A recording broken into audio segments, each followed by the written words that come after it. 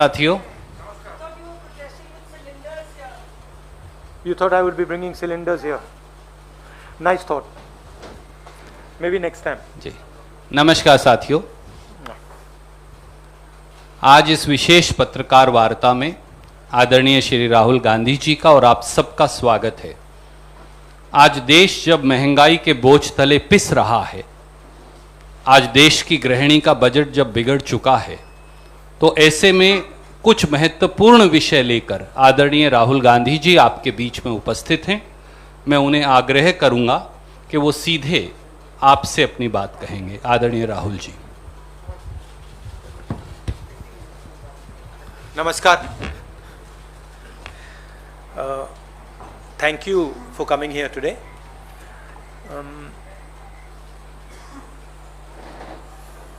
आज मैं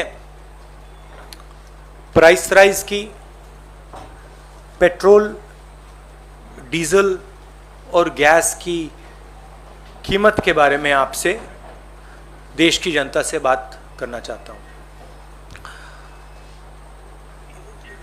diesel, petrol ये तकरीबन इकोनॉमी के हर भाग में कहीं ना कहीं इनपुट होता है इसका। तो जब डीजल और पेट्रोल के दाम बढ़ते हैं, एक तो डायरेक्ट चोट लगती है और एक इनडायरेक्ट चोट लगती है। डायरेक्ट चोट लगती है जो गाड़ी में, स्कूटर में, ट्रक में डीजल पेट्रोल डालता है, उसको डायरेक्ट जेब में चोट लगती है। और इनडायरेक्ट जो लगती है, जब डीजल का, पेट्रोल का दाम बढ़ता है तो ट्रांसपोर्ट कॉस्ट बढ़ती हैं। ट्रांसपोर्ट कॉस्ट बढ़ती हैं तो सब चीज के दाम बढ़ते हैं। और पिछले 7 साल से हमने एक नया आर्थिक पैराडाइम देखा है। एक तरफ डीमोनेटाइजेशन, दूसरी तरफ मोनेटाइजेशन। ये एक तरफ डीमोनेटाइजेशन, दूसरी तरफ मोनेटाइजेशन। और फाइनेंस मिनिस्टर ने कहा, मोदी जी ने पहले कहा था मैं डिमोनेटाइजेशन कर रहा हूं, और फाइनेंस मिनिस्टर कहती रहती है मैं मोनेटाइजेशन कर रहा हूं। तो जनता ये पूछ रही है कि मोनेटाइजेशन किसका, डिमोनेटाइजेशन किसका? क्योंकि मोनेटाइजेशन हो रहा है तो किसी का तो हो रहा होगा, और डिमोनेटाइजेशन हो रहा है तो किसी का हो रहा होगा। तो मैंने ये आपके लिए, मोदी जी के लिए बहुत अच्छी तरह लिखा है। देखिए, डिमोनेटाइजेशन किसका हो रहा है? किसानों का हो रहा है, मजदूरों का हो रहा है, जो छोटे दुकानदार हैं, मिडिल साइज बिजनेस वाले हैं, स्मॉल बिजनेस वाले हैं, उनका हो रहा है, एमएसएमईज का हो रहा है, सैलरीड क्लास, सरकार के जो एम्प्लॉइज हैं उनका हो रहा है, और जो ईमानदार इंडस्ट्रियलिस्ट हैं उनका हो रहा है। अब मोनेटाइजेशन किसका हो रहा है? 4-5 नरेंद्र मोदी जी के जो मित्र हैं, उनको आप 4-5 कह दीजिए, उनको आप हम दो हमारे दो कह दीजिए, जो आप कहना चाहते हैं कह दीजिए। तो ये इकोनॉमिक ट्रांसफर हो रहा है। और बड़ी इंटरेस्टिंग बात निकली है। मैं सोच रहा था, मोदी जी कहते रहते हैं कि जीडीपी बढ़ रही है, फाइनेंस मिनिस्टर कहती है कि देखिए जीडीपी का प्रोजेक्शन ऊपर की ओर है। मैं समझ नहीं रहा हूं भाई, जीडीपी एक तरफ दौड़ रही है और फाइनेंस मिनिस्टर, प्रधानमंत्री कहते हैं जीडीपी बढ़ रही है। फिर बात मुझे समझ आई, जीडीपी का मतलब क्या? गैस, डीजल, पेट्रोल, इनका यह कंफ्यूजन है। और मैं अब आपको गैस, डीजल, पेट्रोल के दाम और जीडीपी किस प्रकार से बढ़ रही है वो तो आज थोड़ा डायरेक्ट बताना चाहता हूं। 2014 में नरेंद्र मोदी जी ने कहा था कि डीजल, पेट्रोल के दाम बढ़ते जा रहे हैं, याद है आपको? 2014 में 410 रुपीज सिलेंडर की प्राइस थी जब हमने, यूपीए ने ऑफिस छोड़ा। आज 885 रुपीज सिलेंडर की प्राइस है, 116% इंक्रीज। पेट्रोल की प्राइस 71.5 रुपीज 2014 में, आज 101 रुपया, 42% price increase. 57 rupees diesel, 88 rupees आज, 55%, 55% इंक्रीज। अब मजेदार बात यह है कि कोई आर्ग्यूमेंट कर सकता है कि देखिए ये तो इंटरनेशनल रेट बढ़ा है, इंटरनेशनल मार्केट पे डीजल पेट्रोल का दाम बढ़ा होगा, इसलिए हिंदुस्तान की जनता को चोट लग रही है, इसलिए ये पूरा मोनेटाइजेशन डिमोनेटाइजेशन का तमाशा चल रहा है। मगर अजीब सी बात यह है कि जब यूपीए की सरकार थी 2014 में, तो 105 रुपीज कच्चे तेल का दाम था, आज 71 रुपीज है, 32% ज्यादा था हमारे टाइम। गैस इंटरनेशनल प्राइस देख लीजिए, हमारे टाइम 880, आज 653, 26% कम। तो इंटरनेशनल मार्केट पे gas price, diesel price, petrol price, oil price गिर रहे हैं और हिंदुस्तान में बढ़ते जा रहे हैं। दूसरी तरफ हमारे जो एसेट्स हैं उनको बेचा जा रहा है। 23 लाख करोड़ रुपए, 23 लाख करोड़ रुपए सरकार ने जीडीपी से कमाया है। जीडीपी वो ग्रोस डोमेस्टिक प्रोडक्ट नहीं, जीडीपी मतलब गैस, डीजल, पेट्रोल। मेरा सवाल है, ये 23 लाख करोड़ रुपए गए कहां? और जनता को यह पूछना चाहिए कि आपके जेब में से जो पैसा निकाला जा रहा है, छीना जा रहा है, ये कहां जा रहा है? जो हिंदुस्तान के एसेट्स हैं, हमारी कंपनीज हैं, उनको बेचा जा रहा है, डिमोनेटाइजेशन किया जा रहा है, नोटबंदी की जा रही है, जीएसटी आपसे पैसा छीना जा रहा है, किसानों के 3 कानून बने हैं, वहां से आपका पैसा छीना जा रहा है। तो ये जा कहां रहा है? आपके पास तो नहीं आ रहा, आपके जेब में तो नहीं जा रहा। तो हिंदुस्तान के युवाओं को, जनता को यह सवाल पूछना पड़ेगा कि ये जा कहां रहा है, किसको मिल रहा है ये सब पैसा? अब अंग्रेजी में बोल देता हूं। Do I need to say it in English और can I just you like me to say it in English? Do you want me broadly in English? Huh? Broadly, the government has a new concept of GDP. New concept is an increase in GDP means an increase in gas, diesel and petrol prices. Over the last 7 years, they've earned 23 lakh crores from an increase in diesel, petrol and gas. Every single person is affected by this. There are two effects. There's a direct effect and an indirect effect. The direct effect is when people buy fuel for their scooters, their cars, diesel for their trucks. An indirect effect is when the price of diesel, petrol rises, the price of everything rises because transport costs increase. So the country is bearing a massive cost as a result of this dramatic increase. I just go into the details. In 2004, when we left office, gas price was 410 rupees a cylinder. Today it is 2014. The gas price was 410 rupees a cylinder. Today it is 885 rupees. 116% increase. Petrol was 71. It's now 101. 42% increase. Diesel was 57, now it is 88, a 55% increase. And the interesting thing is, people could argue that prices are rising, diesel, petrol prices are rising because international prices are rising, but that's not the case. Because crude oil prices were $105 when we were in power and today they're $71. That's a decrease of 32%. Gas prices were $880 per metric ton. Today they are 653. That's a 26% drop. So the interesting thing is, there is demonetization taking place where the farmers, laborers, small traders, MSMEs, contract workers, salaried class, honest industrialists are being hit. And on the other side, there is dramatic monetization taking place where 3-5 big industrialists, friends of the Prime Minister, are being benefited. there is a transfer of wealth taking place from the poor, from the weak, to the Prime Minister's friends. This is what's going on. And this is what I wanted to raise today, and I wanted the young people of this country to think about this. This is about your future. You have to ask the question, who this money is going to. 23 lakh crores have been taken out of your pockets, out of the pockets of farmers, laborers, poor people. Question is, where are they going? At the same time, we see the finance minister talking about monetization, where your assets, the assets of this country, are basically being given away at cut rate prices again to 3 or 4 of the Prime Minister's favorite people. So that's what I wanted to raise today. If you have some questions, I'm happy to answer them.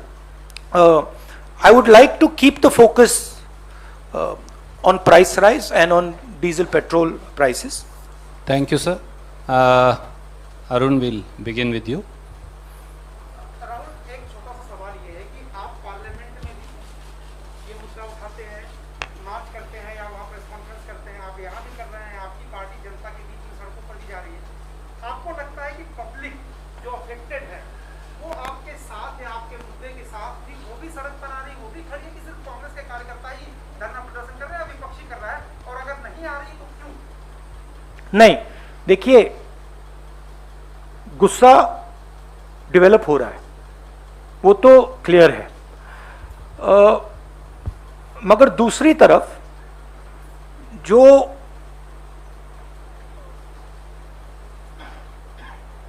वो आवाज है उसको systematically दबाया भी जा रहा है। Corona का समय है तो हम भी नहीं चाहते कि लाखों लोग सड़क पे निकले, क्योंकि हम जानते हैं कि उसके दूसरे नतीजे हो सकते हैं, तो हम भी थोड़ा रिस्ट्रेंट शो कर रहे हैं। मगर जनता में जबरदस्त गुस्सा है। आप जानते हो मीडिया पे किस प्रकार से आक्रमण हो रहा है। जो आप लोग बोलना चाहते हो, लिखना चाहते हो, आपको वो करने नहीं देते हैं। इंस्टीट्यूशंस पर दबाव है। पार्लियामेंट में हमें बात करने नहीं देते हैं, डिस्कशन नहीं करने देते हैं। तो माहौल ऐसा है। मगर ये गुस्सा बढ़ता जाएगा और फिर रिएक्शन जबरदस्त आएगा। Thank you, sir. May I go to Vijay Lakshmi? Rahul ji, जिस तरह से आपने कहा कि पेट्रोल, डीजल और गैस प्राइसेस बढ़ रहे हैं, तो जो कांग्रेस शासित या विपक्ष के कुछ दलों शासित द्वारा जो राज्य है वहां पर वैट कम करके क्या आपको लगता है ऑयल प्राइसेस में जनता को राहत दी जा सकती है? जैसे 35% का वैट पंजाब में है, महाराष्ट्र में 8% का है। we can do this on the margins. हम margins में ये कर सकते हैं, but the main thrust of it, right, is the question that 23 lakh crores. See, if the question was that international prices are going up, no problem. But that's not the question. International prices are not going up. 23 lakh crores are being taken by the government of India. It's not a question of what is Chhattisgarh government going to do, Punjab government going to do. The question is, what is happening to these 23 lakh crores? Why are the people being made to pay for this? ये जो 23 लाख करोड़ रुपया है, ये जनता के जेब से निकाल कर ट्रांसफर किया जा रहा है ना। सवाल तो वो है। आप कह रहे हो कि हाँ ठीक है, छत्तीसगढ़ गवर्नमेंट क्या करेगी, पंजाब गवर्नमेंट क्या करेगी, मगर सवाल वो नहीं है। सवाल छत्तीसगढ़ गवर्नमेंट 23 लाख करोड़ नहीं ले रही है, पंजाब गवर्नमेंट 23 लाख करोड़ नहीं ले रही है, सेंट्रल गवर्नमेंट 23 लाख करोड़ रुपए ले रही है। Thank you, sir. Uma Shankar ji from NDTV. जब बीजेपी विपक्ष में थी तो जब पेट्रोल डीजल की कीमतें बढ़ती थी तो बीजेपी की तरफ से कहा जाता था कि हमारी सरकार आई तो 30 रुपये या 35 रुपये पेट्रोल डीजल कर देंगे। आप भी कुछ जनता से कहना चाहिए कि अगर आपकी सरकार आई तो आप पेट्रोल डीजल की प्राइस या गैस की प्राइस नहीं, मुझे वो कहने की जरूरत नहीं है। देखिए, हमारे टाइम क्रूड ऑयल की प्राइस $105 थी, हमारी प्राइस पेट्रोल की 71 थी। मुझे कहने की कोई जरूरत नहीं है, हमने करके दिखाया। यहां आपके सामने प्रूफ है, देख लीजिए।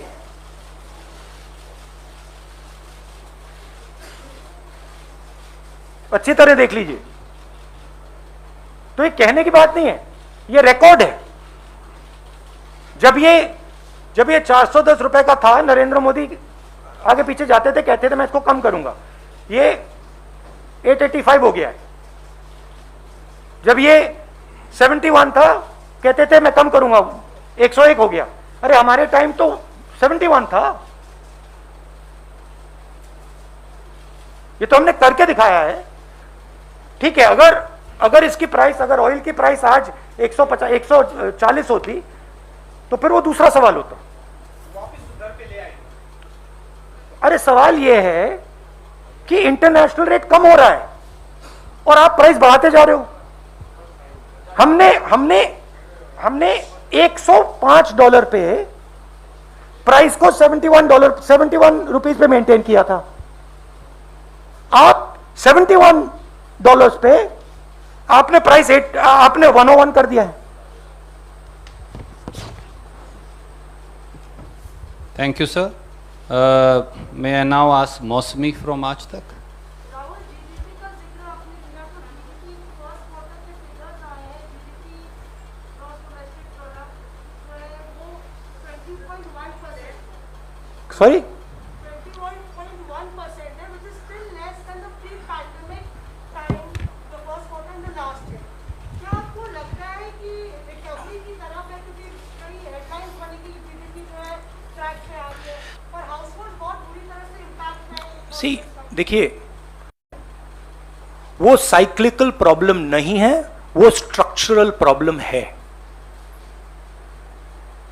मैं फिर से दोहरा देता हूं, ये साइक्लिकल प्रॉब्लम नहीं है, ये स्ट्रक्चरल प्रॉब्लम है। इसका मतलब क्या?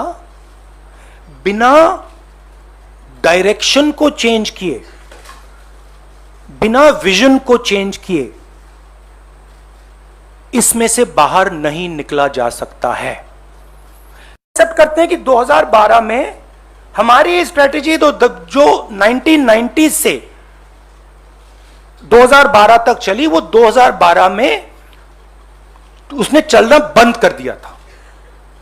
हमारा कहना था एक नए दृष्टिकोण की जरूरत है, एक नए अप्रोच की जरूरत है, और बिना नए अप्रोच के बात सही नहीं होगी। नरेंद्र मोदी जी ने वायदा किया था मैं नया अप्रोच लाऊंगा, न्यू इंडिया, ये जो सब बोलते रहते हैं, बट वो नया अप्रोच नहीं है, वो खोखला है। उन्होंने मेक इन इंडिया की बात की, कुछ बनना है इंडिया में। उन्होंने डीमोनेटाइजेशन की बात की, कोई फायदा हुआ? अब मोनेटाइजेशन की बात करने हैं। तो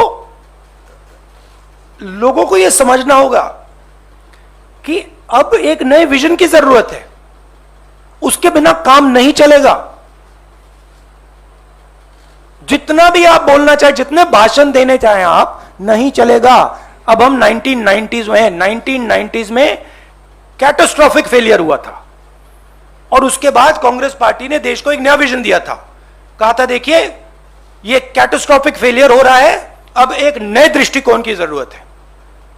प्रधानमंत्री को नए दृष्टिकोण की बात करनी चाहिए, वो नहीं कर रहे हैं। हम जानते हैं क्या करना है, हमारे माइंड में बिल्कुल क्लियर है। कांग्रेस पार्टी के माइंड में, हमारे जो एक्सपर्ट्स हमारे माइंड में बिल्कुल क्लियर है क्या करना है, नया दृष्टिकोण क्या है, किस प्रकार से आगे बढ़ना है, हमें मालूम है। तो ये इस बात को फाइनेंस मिनिस्टर को तो समझ ही नहीं आ रही है, उसको उनको तो छोड़ दो। बट ये जो इनके थिंक टैंक्स हैं, नीति आयोग है, प्राइम मिनिस्टर को भी बात नहीं समझ आएगी, बट एक्सपर्ट्स हैं, उनको समझ आएगी। और फाइनेंस मिनिस्टर को, प्राइम मिनिस्टर को उन एक्सपर्ट से बात करनी चाहिए। अगर नहीं करना चाहते तो कांग्रेस पार्टी के एक्सपर्ट हम भेज देते हैं, हम समझा देंगे। हमारे पास एक्सपीरियंस है, हम समझते हैं कैसे करना है, क्या करना है।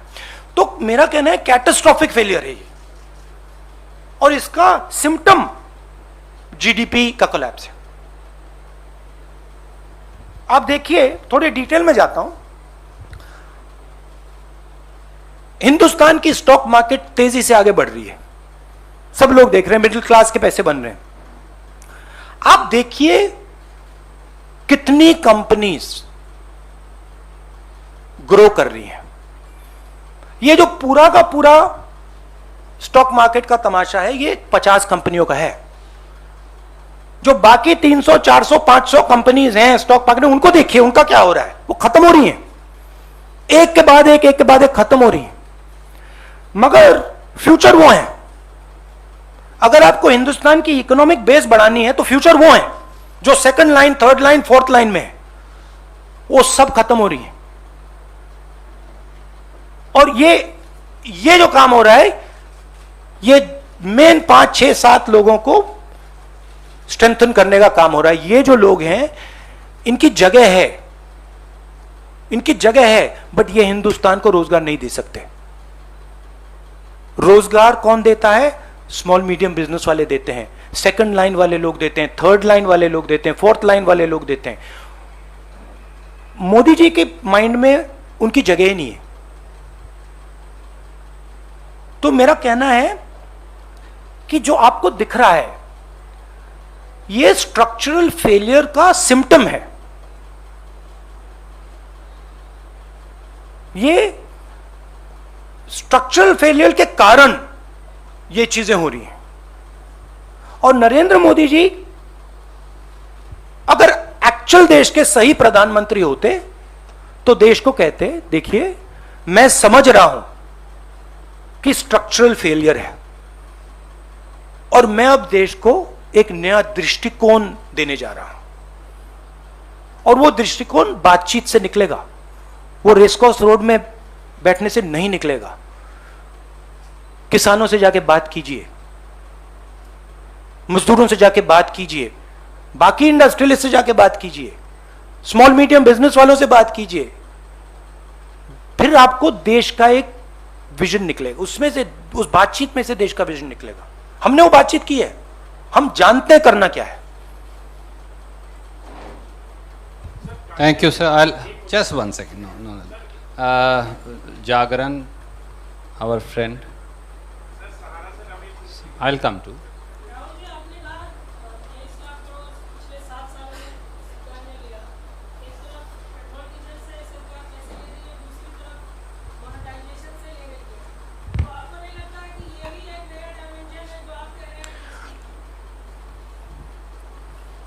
देखिए, मैं ध्यान से अपना ऑब्जर्वेशन करता हूं, मैं सोच समझ के करता हूं। बेसिकली क्या हो रहा है, मैंने आपसे कहा कि स्ट्रक्चरल फेलियर है और सरकार पैनिक कर रही है। सरकार, नरेंद्र मोदी एक्चुअली डर गए हैं, रियलिटी से डर गए हैं। उनको दिख रहा है कि मैंने देश को ये वायदे किए थे और इन वायदों को मैं पूरा नहीं कर सकूंगा, उनको दिख रहा है। और वो पैनिक में आ गए हैं,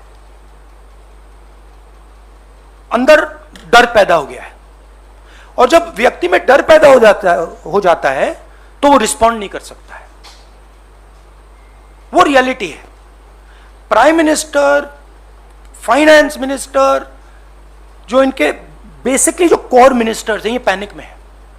इनको ये नहीं समझ आ रहा कि करना क्या है। तो कभी कोई कहता है भैया देखो मोनेटाइजेशन करो, वो उठा के बेच देते हैं। कभी कोई कुछ और कहता है तो ये, बट ये जो फ्यूल प्राइस पे जी रहे हैं, ये इंटरनेशनल प्राइस ने इनको बचा रखा है। जिस दिन, और जैसे मैंने कोरोना की बात कही, मैं फिर से बोल रहा हूं, जिस दिन ये क्रूड ऑयल की प्राइस, आज क्या है 70 है ना, 70 है ना आज, अगर ये गलती से भी 70 से 80, 80 से 90, 90 से 100 हो गई, यहां पे पूरा मामला कंट्रोल से बाहर चला जाएगा।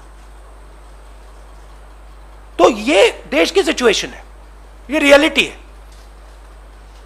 अच्छी लगे ना लगे वो अलग बात है। इसको देख के कि हमारे जो प्रधानमंत्री हैं वो घबरा गए, डर गए, इसको देख के चाइना भी अपना प्लानिंग कर रहा है कि हिंदुस्तान बेसिकली एक प्रकार से इकोनॉमिक क्राइसिस में है, लीडरशिप क्राइसिस में है, पैनिक में है, तो हम जो निकाल सकते हैं निकाल लो। ये हो रहा है। अच्छा लगे खराब लगे वो मैं नहीं जानता, मेरा काम सच बोलने का है। ये रियलिटी है देश की। Last question. राहुल जी, महंगाई आज नहीं बढ़ी है, पिछले 7 सालों में लगातार आंकड़े बताते हैं पेट्रोल डीजल और रसोई गैस के दाम बढ़ते जा रहे हैं। लेकिन जब हम चुनावों में देखते हैं तो क्या कांग्रेस इसको मुद्दा नहीं बना पाती, या लोगों को आपको लगता है महंगाई से असर नहीं पड़ रहा? आखिर मैंने इसका जवाब आपको पहले दिया।